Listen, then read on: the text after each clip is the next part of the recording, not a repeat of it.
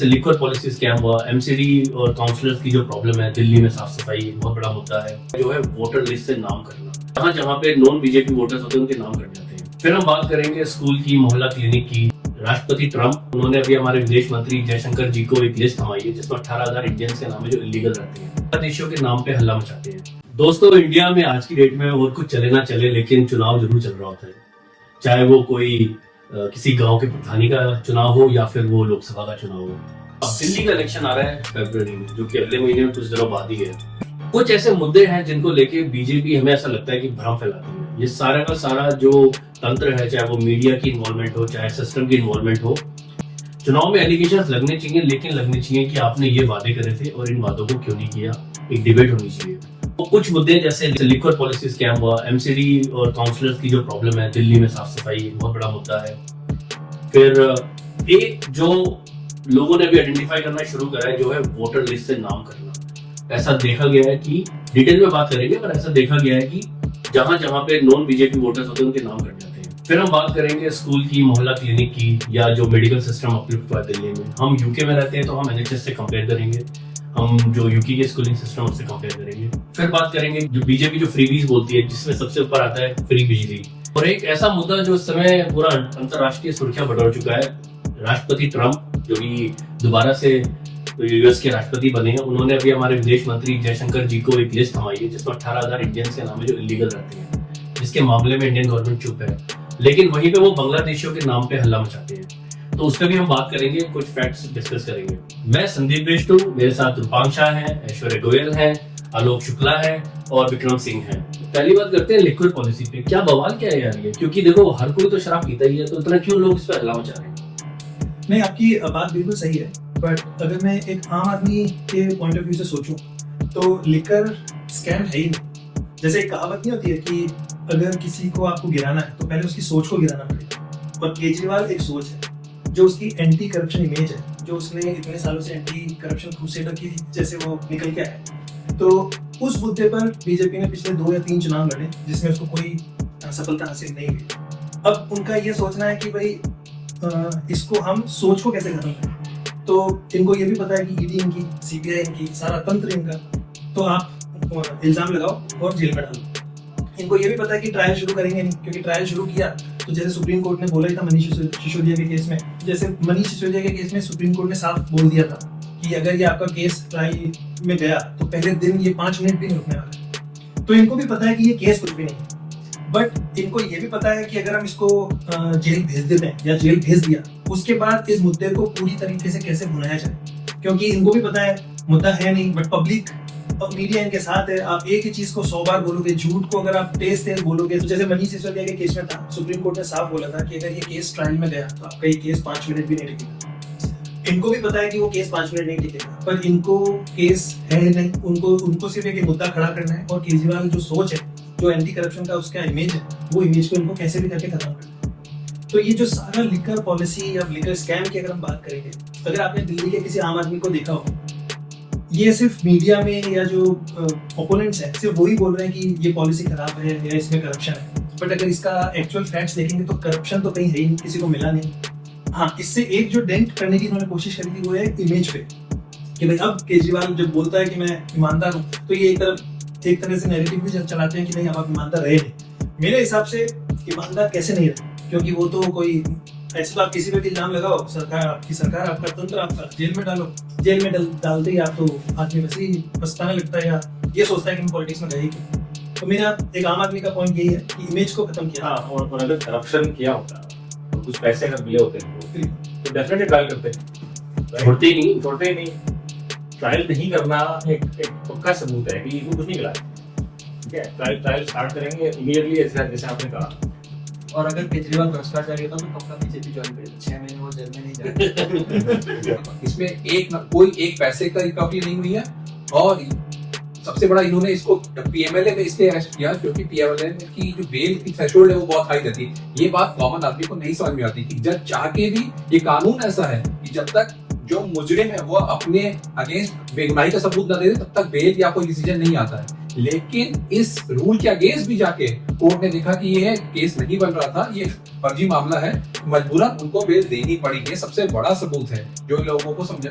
Media अगर निष्पक्ष होता तो ये बात जरूर लोगों को तक आगे तक डिबेट में आती और समझाई जाती। लीडरशिप को ही जेल में डाल दो, एक भी मिनिस्टर नहीं बचा। चीफ मिनिस्टर से लेके हेल्थ मिनिस्टर से लेके एजुकेशन सबको इन्होंने जेल में डाल दिया। कोशिश थी कि कैसे कैसे करके सरकार गिर जाए। एक बार सरकार गिर गई तो इनके लिए शायद दिल्ली में पावर दिखाना और आसान हो जाएगा। चलो, पावर से याद आया कि एमसीडी और काउंसलर, इनकी भी बहुत प्रॉब्लम्स होती हैं और अक्सर दिल्ली में बोला जाता है कि कूड़ा साफ नहीं हो रहा है। टेक्निकलिटी हम समझते हैं कि स्टैंडिंग कमेटी के इश्यूज हैं और भी बड़े सारे इश्यूज हैं, एलजी के हैं। तो इस पे क्या मतलब राय है आप लोगों की, मतलब हाउ टू काउंटर दिस? बात इसमें सारी चीजों में एमसीडी में काम नहीं हो रहा या फिर कुछ और भी मुद्दे हैं जहाँ पे आम आदमी पार्टी की कुछ विफलताएं गिनाई जाती है। तो बात ये है कि एक आम आदमी की तरह अगर मैं इसमें बहुत ज्यादा ध्यान न दूं तो मुझे केवल मीडिया हेडलाइन पढ़ के मुझे मेरे सारी राय बनती है। टेक्निकलिटी इसमें कोई नहीं आता। बट एक कॉमन आदमी को ये समझाना बहुत थोड़ा मुश्किल हो जाता है कि एमसीडी में इन्होंने किस तरह से पावर, भले ही बीजेपी इलेक्शन हार गई हो फिर भी इन्होंने कोशिश किया कि आम आदमी पार्टी का मेयर ना बन पाए, या स्टैंडिंग कमेटी क्या होती है कॉमन आदमी को मालूम ही नहीं है। तो बेसिकली अगर आप कोई भी प्रपोजल लाते हो, कोई भी टेंडर पास होता है तो उसमें स्टैंडिंग कमेटी का अप्रूवल बहुत जरूरी होता है। 6 महीने तक बीजेपी ने इलेक्शन नहीं होने दिए। हर इलेक्शन के लिए, मेयर इलेक्शन के लिए आम आदमी पार्टी को सुप्रीम कोर्ट जाना पड़ा। एलजी ने अपने मन से कुछ मेंबर्स नॉमिनेट करके जिनको वोटिंग राइट दे दिया, जो आज तक एमसीडी की हिस्ट्री में हुआ ही नहीं है। ये सब इन्होंने किया कि वो मेयर को नाकाम करने दे, स्टैंडिंग कमेटी का इलेक्शन में आई अपने मेंबर बुलाए जिससे ये अप्रूव ना हो, कोई भी टेंडर, कोई भी बजट अप्रूव ना होने दे। इस तरह से ये काम रुक, ये जनता के काम रुक रही है बीजेपी। सबसे बड़ी दिक्कत इनके साथ ये है। और इसमें एक इंटरेस्टिंग बात ये भी है, पिछले 15 साल से बीजेपी सत्ता में थी एमसीडी, कोई काम नहीं किया उन्होंने। उनको खुद को भी पता है क्योंकि उनके खुद के एमएलए बहुत बार बोल चुके हैं कि एमसीडी सबसे करप्ट है, most corrupt department of BJP. अब इसमें हुआ क्या है कि इन्होंने 15 साल से काम किया नहीं। जैसे आम आदमी पार्टी आई, उनका इन्होंने मेयर नहीं बनने दिया, जैसे आपने बोला, स्टैंडिंग कमेटी नहीं, तो कोई काम होगा नहीं। अब हुआ ये कि 15 साल कोई काम नहीं किया, 1 साल वेस्ट कर दिया, उसके बाद 16वें साल ये लोग बोलते हैं कि तुमने कुछ काम नहीं किया। इसका मतलब ये दर्शा रहा है कि इन्होंने 15 साल कुछ किया नहीं, पर वो पब्लिक समझ नहीं जाए उस चक्कर में ये आम आदमी पार्टी के वही इमेज खराब करने वाली बात है। पूरा जो इमेज है उसको कैसे साइकोलॉजिकली कैसे खराब किया जाए, मीडिया इनके साथ है। वो ये दिन में 100 बार चिल्ला के बोलो तो बस ब्रेन वॉश हो ही जाता है। साइकोलॉजी की आपने भाई बात करी अभी, तो चलो थोड़ा सा हेल्थ और एजुकेशन पे आते हैं। तो हम यूके में रहते हैं, यहाँ हमने एनएचएस देखा है, स्कूलिंग सिस्टम देखी है, हेल्थ सिस्टम कितना पावरफुल है यहाँ, या एजुकेशन सिस्टम। तो इसके बारे में कैसे ये उसको फ्री भी बोलते हैं, जबकि यहाँ भी तो फ्री है, मैं हेल्थ एजुकेशन हर चीज फ्री है। एक मुझे ऐसा लगता है कि स्ट्रॉन्ग नेशन के लिए ये दोनों ऐसे स्ट्रॉन्ग पिलर होते हैं जिनसे ही समाज खड़ा होता है। देखिए इसमें भी एक और, अगर मैं इमेज की और साइकोलॉजी की बात करूंगा, फ्री भी बोलते हैं। मैं जब यहाँ लंदन आया था उस टाइम पे आम आदमी पार्टी की सरकार नहीं थी, तब भी यहाँ पे फ्री था एजुकेशन। मैंने कभी इसको एज अ फ्री भी यूज सोचा ही नहीं कि ये फ्री है, कि ये फ्री भी में कंसिडर करें, क्योंकि हम टैक्स इतना दे रहे हैं। तो ये तो हमारा राइट है बेसिकली कि हमको ये बेसिक जो राइट्स हैं या बेसिक जो नीड्स हैं वो तो मिलनी चाहिए। तो ये फ्री तो बिल्कुल भी नहीं है, ये हम टैक्स दे रहे हैं। तो मेरा मानना है एज अ कॉमन मैन कि भाई हम टैक्स दे रहे हैं, उसका हमको रिटर्न में सरकार क्या दे रही है, सिंपल। और कोई इससे ज्यादा कुछ है ही नहीं। बाकी हमारा पैसा हमें ही तो मिल रहा है। यहाँ पे यूके में 16 साल तक के बच्चों के लिए एजुकेशन बिल्कुल फ्री है, एब्सोल्युटली फ्री है, वर्ल्ड क्लास एजुकेशन। ये नेशनल हेल्थ सर्विसेज यहाँ पे सबके लिए फ्री है, एब्सोल्युटली फ्री है। और जैसे आप बता रहे थे बच्चों के लिए दवाइयाँ भी फ्री है। सो फ्रीबीज करके यहाँ ऐसे नहीं ट्रीट किया जाता इस चीज को, basically welfare scheme. Welfare scheme है यार इट्स लाइक कि मैं आपको पैसा दे रहा हूँ तो आप रिटर्न में कुछ दे रहे हो ना, तो एग्जैक्टली वही है कि मैं गवर्नमेंट को पैसा दे रहा हूँ, टैक्स दे रहा हूँ, बदले में मेरे को हेल्थ सिस्टम, अच्छी सड़क, अच्छी चीजें मिलती हैं। एग्जैक्टली, तो मेरा राइट है ये तो। और आप दुनिया के कोई भी डेवलप कंट्री देख लीजिए, चाहे यूके की बात नहीं कर रहे, आप यूके देख लीजिए, जर्मनी देख लीजिए, जापान देख, आपको फ्री एजुकेशन है, क्योंकि सब देश समझता है कि भाई अगर हमने एजुकेशन पे फोकस किया है तो हमारा देश का भविष्य बढ़ेगा। मेरी जब किसी से बात होती है इस बारे में, वो बोलता है टैक्स तो हम भी यहाँ दे रहे हैं, टैक्स तुम भी यहाँ दे रहे हो। जब टैक्स के बारे में बात होती है तो मैं उनको एक ही चीज बोलता हूँ, हम लोग सब टैक्स दे रहे हैं, माना यहाँ भी दे रहे हैं, यहाँ बहुत ज्यादा टैक्स है, कम नहीं है, बट रिटर्न में आपको मिल क्या रहा है। इंडिया में टैक्स है, जब मेरा किसी से आर्गुमेंट होता है बोलता नहीं तुम्हारे वहां भी तो टैक्स है, माना मैंने। जो मेरा आर्गुमेंट रहता है कि उसके बेसिस पे आपको क्या फैसिलिटी मिल रही है, ये आपको कंसिडर करना चाहिए, बस वहां पे डिस्कशन खत्म होता है। करंट सिनेरियो में अगर आप जाएंगे तो आप देखेंगे कि जीएसटी कलेक्शन जो है इस साल डबल हो चुका है ऑलमोस्ट, जितना स्टार्ट होता है उससे। तो गवर्नमेंट ज्यादा से ज्यादा, इंडियन गवर्नमेंट ज्यादा से ज्यादा टैक्स ले रही है आम आदमी सिटीजन से। सबसे ज्यादा टैक्स कट की इंडियन गवर्नमेंट का पेट्रोल से और जीएसटी से आता है, जो कि हर आदमी दे रहा है, चाहे वो दंत मंजन या फिर टूथपेस्ट खरीद रहा हो या नमक खरीद रहा हो, तो उसको बेनिफिट्स नहीं मिलनी चाहिए। तो कौन सा मॉडल अच्छा है? वो प्राइवेट मॉडल जहाँ पे आपको फीस आप डायरेक्टली भर रहे हो और बच्चों को भी प्राइवेट में पढ़ाओ, या वो मॉडल अच्छा है जहाँ पे सरकारी स्कूल अच्छा है, सबको समान शिक्षा, ज्यादातर लोगों को समान शिक्षा मिल रही है? मैं तो कहूंगा ये मॉडल बिल्कुल अच्छा है, जिसमें लोगों को बेनिफिट उनका वापस किया जा रहा है। 2013 में गुजरात में 13,770 के करीब स्कूल थे, प्राइमरी स्कूल, जो बंद होने की कगार में थे। और अभी रिसेंटली एक और रिपोर्ट आई है और भी हालत खराब है। अभी आपने जो बोला इंडायरेक्ट टैक्स जिसे हम बोलते हैं, तो जो इंडिया में हाईवे सिस्टम है, हम बड़ी तारीफ करते हैं, हाईवे बन रहे हैं, वहाँ पे एक फास्ट टैग करके एक वो मैकेनिज्म है जो गाड़ी से आपका स्कैन कर लेता है।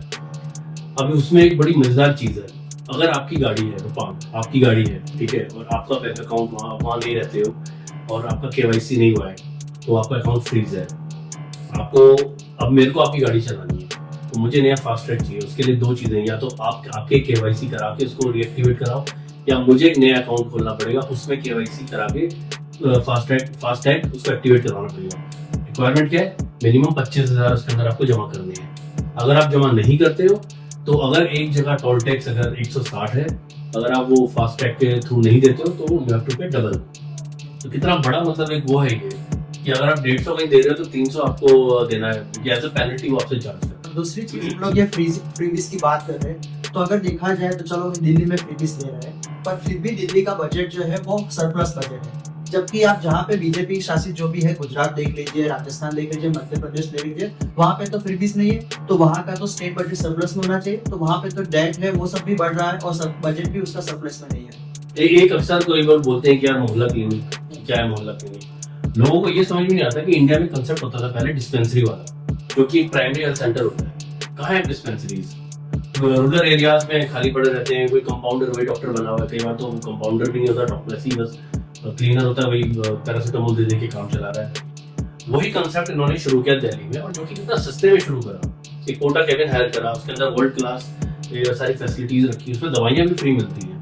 यहाँ पे भी तो GP सिस्टम है, आप जाते हो प्राइमरी हेल्थ, उसमें वो आपको चेकअप करते हैं और उसके बाद फिर वो आपको रेफर करते हैं hospital. Exactly same mechanism Delhi में है। जो मोहल्ला क्लिनिक है वहाँ आपको रेफर, वो आपको चेक करेंगे इफ रिक्वायर्ड, फिर वो आपको हॉस्पिटल में रिकमेंड करेंगे। अगर हॉस्पिटल में वेटिंग है तो आप प्राइवेट हॉस्पिटल में जाओगे and Delhi government will bear the cost. तो यार ये तो मेरे को ऐसा लगता है कि यहाँ से भी बेटर है। हाँ, तो इसमें जो आपने डिस्पेंसरी की बात करी, उसमें सबसे अच्छा जो चीज निकल के आती है वो डिस्पेंसरी क्यों बनाई, क्योंकि उनका जो मेन हॉस्पिटल्स पे बर्डन थोड़ा कम हो। डिस्पेंसरीज जो विलेजेस हैं रूरल एरियाज में, वो क्यों कम हुई? क्योंकि वहाँ पे इंफ्रास्ट्रक्चर नहीं। तो बेसिकली दिल्ली में इन दोनों चीजों को कंबाइन करके, जैसे आप बोलते हैं ना कि इंडिया के पास सोच है पर इंटेंट नहीं है, दिल्ली में दोनों है, सोच भी है, इंटेंट भी है। उस चक्कर में इन्होंने इंफ्रास्ट्रक्चर, सस्ते में इंफ्रास्ट्रक्चर सेटअप किया।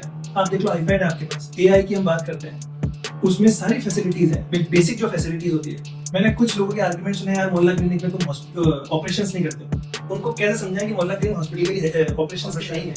तो जो बेसिक आपका जो प्रेशर है वो सारा हैंडल हो जाता है। जो छोटी छोटी बीमारियां है, कुछ भी बीमारी होगी, पर एक प्राइमरी तो किसी को देखना है। Exactly. डॉक्टर के पास तो आप जाओगे पहले कि डॉक्टर साहब मैं बीमार हूँ, वहीं से तो बात आगे बढ़ेगी ना। दिल्ली में आप देखिए ना कि कैसे अगर हॉस्पिटल में क्यूज है, आपको अगर 3 महीने से ज्यादा की डेट है तो you are entitled to go private hospital में। और सारा खर्चा वो, इस चक्कर में दिल्ली में स्ट्रेस हो गया। पता है बहुत सारे लोग, stress in the sense city stress हो क्या गया कि इस फ्री हेल्थ, फ्री एजुकेशन के चक्कर में बहुत सारे इमिग्रेंट्स दिल्ली आने लगे हैं।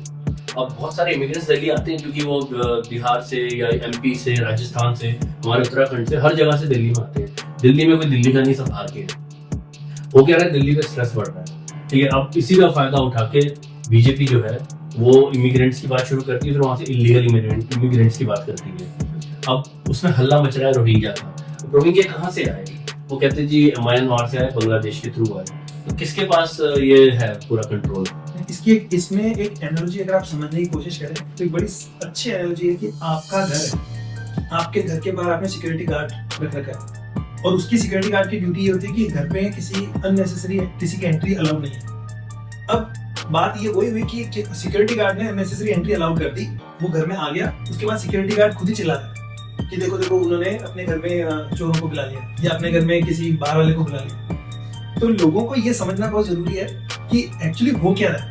आप थोड़ा अपनी थिंकिंग को वाइड करो कि बांग्लादेशी जमीन से तो आ नहीं रहे, बाउंड्री से आ रहे हैं, बॉर्डर से आ रहे हैं, बॉर्डर एरिया किसके कंट्रोल में, बॉर्डर जो सेंट्रल सिक्योरिटी फोर्सेज। चलो वो भी माना कि चलो सिक्योरिटी फोर्सेज नहीं चाहेंगे कि कोई आए, बट एक इंटेंट की बात है कि चलो वो आ गई। अब आने के बाद आप बोलते हो जहाँ जहाँ नॉन बीजेपी गवर्नमेंट्स है बोलते हैं ये लोग ने किया। ऐसा पॉसिबल है कि पूरे भारत में जहाँ जहाँ नॉन बीजेपी स्टेट्स हैं सिर्फ वहीं पे रोहिंग्या की प्रॉब्लम है या बांग्लादेशियों की प्रॉब्लम? ऐसा नहीं। हाँ, इलीगल इमिग्रेंट्स की बात कर रहे हैं हम लोग।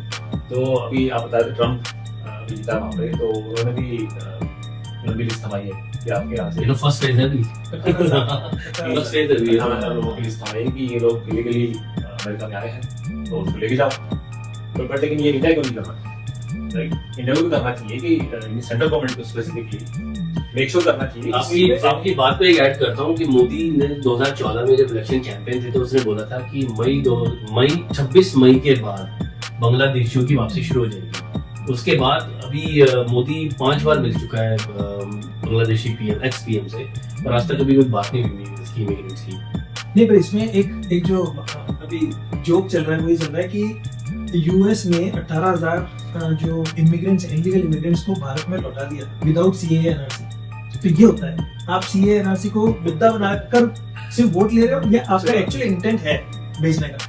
तो ये पूरी एक्सरसाइज चलाई सीएनआरसी की और आज पता ही नहीं कहाँ है वो, आइडिया ही नहीं है। अब आप देखो जैसे आप कह रहे हो कि जो ये रोहिंग्या के जो मुद्दे हैं या जो इनकी जो इमिग्रेशन हो रही है या इलीगल इमिग्रेशन हो रही है वो नॉन बीजेपी वाले स्टेट्स में ही हल्ला मचता है बीजेपी के थ्रू। बट आपको जान के बड़ी हैरानी होगी कि बीजेपी रूल्ड स्टेट्स में बहुत ज्यादा इमिग्रेशन है रोहिंग्या की और उनको बसाया जा रहा है। अब मैं अपने होम स्टेट की अगर बात करूं उत्तराखंड की, तो उत्तराखंड को बने हुए अभी 20 साल से थोड़ा सा ऊपर हुआ है और 2 बार जनगणना हुई है। और पिछले 5 सालों में, या मैं अगर ये थोड़ा सा और डिटेलिंग में जाऊं तो 2018 के बाद, अगर मैं स्पेसिफिकली बोलूं तो 2018 के बाद ऑलमोस्ट 30% इंक्रीमेंट हुई है वोटर्स में। और वो कहाँ पे आए हैं? पहाड़ों में नहीं आए, वो आए हैं देहरादून में, वो आए हैं रुद्रपुर में, हल्द्वानी में, ऐसी जगहों में। और वो कौन है ज्यादातर? वो ज्यादातर है रोहिंग्यास। अब किसने बसाया? वहाँ तो ना कांग्रेस की सरकार थी, वहाँ तो बीजेपी की सरकार थी, सेंटर में बीजेपी की सरकार, स्टेट में भी। चलो दिल्ली में तो केजरीवाल की जिम्मेदारी हो गई कि केजरीवाल की सरकार है, उत्तराखंड में किसकी जिम्मेदारी है? ये रियल इशू नहीं है actually Delhi, specifically Delhi government के अगेंस्ट में। इसको जस्ट बनाया जा रहा है, हाइप किया जा रहा है। मैं समझता हूँ ये सेंट्रल गवर्नमेंट का फेलियर है कि इतने सारे क्लियरली इलीगल इमिग्रेंट्स कंट्री में घुस रहे हैं और उनको वापस भी नहीं भेज पा रहे। एक चीज जरूर मैं एक और ऐड करूंगा कि एक जो मतलब it's like one of the biggest promise था केजरीवाल का कि यमुना साफ नहीं हुई तो मेरे को वोट मत देना। तो यस 2019 के चुनावों के बाद बहुत एक्टिवली इस पे काम हुआ और थोड़ी सी इन्होंने अभी आई थिंक वो भी शुरू करी थी, कयाकिंग भी शुरू करवाई थी उन्होंने और दे स्टार्टेड डूइंग इट। लेकिन फिर आ गया कोविड और कोविड के बाद से फिर ये सारी लीडरशिप जेल में थी, तो बेसिकली कोलैप्स हो गई। वो एक ऐसा प्रॉमिस है, लेकिन आई थिंक उस पर भी केजरीवाल एक्सेप्ट कर रहा है इस बात को, बोलता है कि हाँ हम नहीं कर पाए और ये रीजन आप करेंगे। और बहुत कम लीडर्स होते हैं जो अपना ऐसे फेलियर एक्सेप्ट करते हैं, एडमिट करते हैं। और उस पे इंडिया में बाहर देश तो आज भी मोराल है, बिल्कुल बिल्कुल। इंडिया में तो बहुत रेयरली ऐसा देखने को मिलता है। रेयरली का हमने तो देखा ही नहीं। राजनीति का स्तर देखो कि मुद्दों की बात आप कर रहे हो आलोक भाई, तो सोचो एक मुद्दा इतना बड़ा है इस समय कि वोटर लिस्ट से नाम कटने हैं। ठीक है, अब हरियाणा का तो पता नहीं क्या हुआ, लेकिन महाराष्ट्र में अब निकल के आ रहा है कि बहुत सारे लोगों के नाम कटे। लकीली आम आदमी पार्टी ने पिक कर लिया बहुत जल्दी, लेकिन इलेक्शन कमीशन का जो वो है रिस्पॉन्स है वो सबको पता है कैसा है। अनफॉर्चुनेटली अब जो है वो जो वोटर लिस्ट है वो फ्रीज हो गई है, तो उस पर आई डोंट नो कोई सप्लीमेंट्री आएगी कि नहीं आएगी या क्या एक्शन होगा। लेकिन अभी रिसेंटली मैं आपको बताता हूँ, अभी 23 जनवरी को उत्तराखंड में पर उसके इलेक्शन थे, म्यूनिसिपल इलेक्शन थे मेयर के अलग अलग जगहों पे। आप मानेंगे नहीं कि अगर मैं बहुत लंबी डिस्कशन हो जाएगी, छोटा सा अगर मैं बताऊं आपको, ऋषिकेश में एक वार्ड में से 700 नाम गायब हो गए और मेजोरिटी जो 700 लोग थे वो नॉन बीजेपी वो थे, वोटर्स थे सारे। अभी कॉन्फिडेंस तो नहीं हो सकता ना। मजे की बात यह है कि कुछ जो पूर्व वो थे महापौर थे उनके नाम कट गए और तो वो पूर्व मुख्यमंत्री जी का नाम वोटर लिस्ट से कट गया, हरीश जी का। अब आप सोचो इस लेवल पे जा रहे हो। दिल्ली में देखिए आप, संजय सिंह जी की वाइफ का नाम कट गया, कितने लोगों का नाम कट गया। गनीमत है कि नितिन गडकरी जी का नाम नहीं कटा, जो उन्होंने बोला उनकी अपनी कॉन्स्टिट्यूएंसी महाराष्ट्र में कितने लाख लोग, 3.5 लाख लोग का नाम कट गया, तो उनका तो बच गया।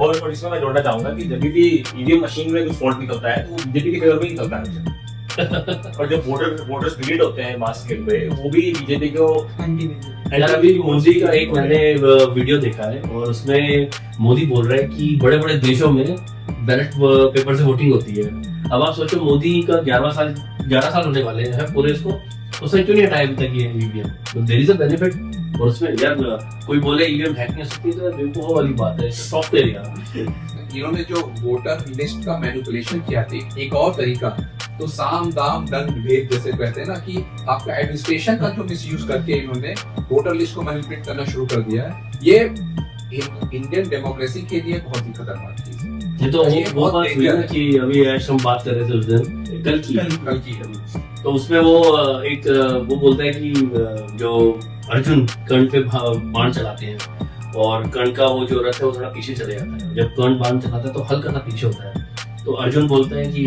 देखा मेरी ताकत, 10 कदम पीछे रथ हो गया। तो उसे भगवान कृष्ण बताते हैं कि देखो तुम्हारे रथ में मैं बैठा हूँ, ऊपर हनुमान जी का ध्वज है, ठीक है, इतनी शक्ति तुम्हारे पास है, उसके बावजूद कर्ण के एक बाण से तुम थोड़े पीछे हुए हो, और यहाँ पे तुमने बिना किसी, उनके पास कुछ नहीं है कर्ण के पास, और वो 10 कदम पीछे हो, तो मतलब देख लो कि उसमें कितनी ताकत है। बात वही हुई कि अगर आप सोचिए जिस अर्जुन के ऊपर जिन भगवान का आशीर्वाद था, अगर वो आशीर्वाद नहीं होता, साथ है भगवान, आशीर्वाद नहीं, साथ थे भगवान, बिल्कुल वो साथ थे, तो क्या होता उनके साथ। अब अगर हम इस एनालॉजी को अगर हम सोचें तो इसका मतलब ये नहीं हुआ कि जो अर्जुन है वो है बीजेपी और कर्ण है। इस एनालॉजी को ऐसे समझना चाहिए कि ईडी, सीबीआई ये सब साथ हैं, मीडिया उसके मीडिया ये सब साथ है, और उस साथ होने के बावजूद ये अगर कोई कम सीटें आ रही है तो इसका मतलब सोच लीजिए अगर वो नहीं हो तो क्या हालत होगी। और दूसरी चीज मैं बोलना चाहूंगा, ये जो इतने स्टेट्स हैं, इलेक्शंस होते हैं और हर साल इलेक्शन कहीं ना कहीं के आते हैं, हर स्टेट्स के इलेक्शन में टेम्पलेट जो मीडिया सेट करता है वो हर स्टेट्स के लिए डिफरेंट होती है। अब तो बेसिकली कोई लेवल प्लेइंग फील्ड है ही नहीं, रहा ही नहीं है, क्योंकि वही जब तक आप मेरा झूठ और जब तक मेरा आपका सच बाहर आएगा, मेरा झूठ पूरा दुनिया घूम चुका। 100 बार झूठ बोलो, 121 बार सच हो जाएगा। तो आई थिंक ऐसा लगता है कि लोगों को भी ना इसमें बहुत बड़ा एक रोल है कि थोड़ा निकल के बाहर अपने दिमाग को समझना चाहिए कि कुछ अगर आम आदमी पार्टी वाले बोल रहे हैं तो उस पर भी आप एकदम से यकीन मत करो, थोड़ा सा उसको एनालिसिस करो, बीजेपी क्या बोल रही है, क्यों बोल रही है, ये हमारी ड्यूटी है। हम क्योंकि ढीले पड़े हैं इसलिए लीडर्स हमें हमारे मौज उड़ा रहे हैं। इसमें एक और वो है, एक मैं कोई इंटरव्यू देख रहा था जिसमें मीडिया दो मतलब जनों से क्वेश्चन कर रहा था, तो उसमें ये निकल के आया, किसी ने ये एनालॉजी दी है कि मीडिया का रोल ये नहीं कि वो ये बोल रहा है, ये बोल रहा है। जैसे आपने बोला दिन है, मैंने बोला कि रात है, तो मीडिया ये दोनों को दिन रात में लड़वाएगा नहीं, जबकि मीडिया को अपना मुंह थोड़ा खिड़की से बाहर देखना चाहिए कि है तो सुबह, तुम दोनों ये लड़ रहे हो। मीडिया का काम ये है। आपकी बात सही है, जो टेम्पलेट की बात बोली, तो एक्चुअली इंडिया में 2 ही टेम्पलेट है इस वक्त। एक टेम्पलेट है जो बाकी सारे स्टेट के इलेक्शन चल रहा है, तो हिंदू मुस्लिम या कोई और कि पाकिस्तान कर दो या कुछ और कर दो, और दूसरा टेम्पलेट है जो दिल्ली में काम होता है। जब दिल्ली के इलेक्शन होते हैं तो एजुकेशन, शिक्षा, इस पे ही बात होती है।